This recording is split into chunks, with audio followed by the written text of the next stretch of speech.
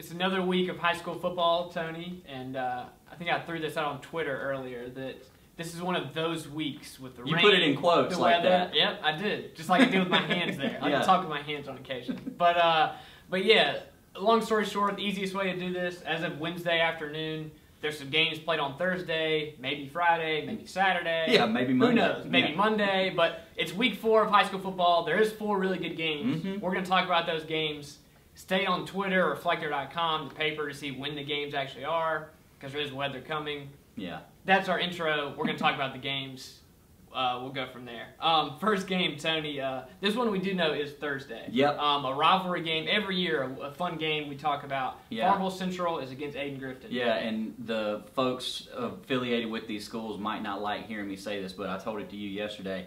Always a chance of a fight at an Griffin Farmville Central game because there's a lot of bad blood between them every year. Yeah. There's a respect among the teams, but I've seen some crazy stuff happen at Farmville Central Griffin football field, parking lot, in the stands.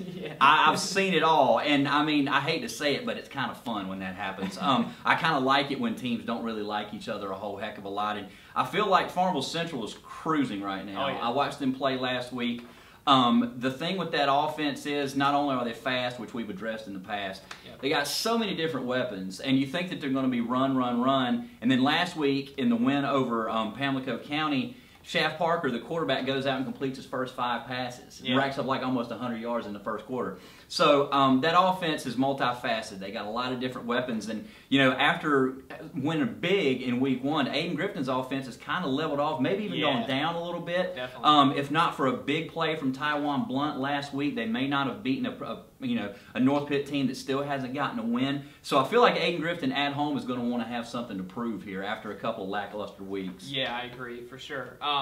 Who are you going to pick in that game? I think it's going to be really close, particularly since it's at Griffin. If it was at Farmville Central, I think it might go more the way it did last year when Farmville won big, 41-18, I think it was. Yeah. But the fact that the game's at Griffin, I've been to Griffin already this year. They do have somewhat of a home field advantage. I think it'll be close, but I feel like Farmville Central's got too much for them. I think the Jags will move to 4-0. Okay. I thought you were going to pick the Chargers there for a little bit. I do this bit, all the time, dude. I'm good at misleading. It was kind of throwing me off because I am going to pick the Chargers. Oh, nice. An upset, yeah. Okay. I think it's, I don't know, I'm wearing my green tie. Woodward's upset special. Yeah, my upset special. I'm kind of mad at myself last week. I wanted to pick Washington to beat Conley. Yeah. I got scared. Yeah. So I'm going to roll with it. Throw caution to the wind, man. I don't know man. why. I like Griffin's defense. Yeah. They're at home. Yep. I think it can be close. I'll say Griffin wins a close one.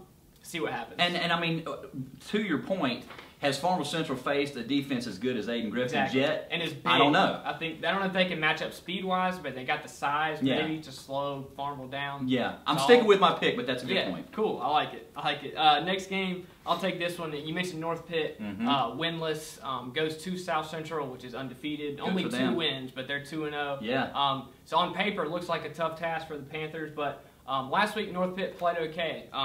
Only lost 14-7. Marquand Person, running back, had a really good game. Yeah. Things just kind of slipped away, like you said, a big play late. Yeah. Unfortunately, now they're playing a team that's coming off a bye. Yeah. South Central has a couple close wins.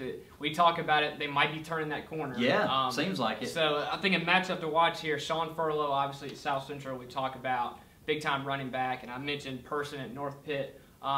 2 really good running backs are probably going to be the keys to the game. I would agree. You know, both teams are going to lean on those running backs to kind of carry the load. Could be a wet field. Yeah, you never know. If it does rain Thursday or whatever the deal with the weather is. So I think a close game, like I said, a game where both teams are going to run, and that might dictate who wins. As far as my pick, I think you got to go with the Falcons, especially at home. Like I said, I don't think North Pitt's quite as bad. They've Getting kind of better, it showed seems some like. progress. Yeah, I think last week was a pretty good showing. They just didn't get a win. Yeah. I think the Panthers can hang. The South Central pulls away. I'll go with the Falcons. Yeah, I'm going to pick South Central too. I feel like they're not going to be able to contain Furlow. Yeah. They probably, I don't know if they faced a back as good as him all year, and I feel like being at home is going to help South Central too. They're hungry to move to 3-0. They haven't been here in a long time. I know, you know what I mean? So I feel like that factor is going to play into it as well. I think they'll get that win. Yeah, it's good for Tim Carter and that crew too. You Deserved. know those coaches have been fighting the last few years. Several years. Looks like they're getting some wins. That's great to see. Yeah. Next game, Tony. two 3-0 teams. Should be a good one. Rocky Mount is against J.H. Rose on Thursday. Another long-time rivalry. Always something weird happens in this game, it seems like, too. Yeah. Definitely don't like each other a whole heck of a lot. Maybe this is the most interesting matchup of the week for me because I kind of feel like I don't know anything about Rocky Mount, but just looking at this stat, they've allowed 7 points all year. Yeah. Rose's defense has been solid, too. Yeah. Rose's offense has been explosive, has already been over 52 times, going against a really good Rocky Mount defense. Like I said, I think that's probably the most interesting matchup of the week. I agree with you on that, for sure. I think this is a great game. Yeah. Who's your pick? Gosh, I'm picking it right now, and I'm just because I've seen Rose and I haven't seen Rocky Mount, I'll pick the Rampants, and because they're at home. I'm big on home field advantage. Okay. Yeah, I agree. I'm going with Rose.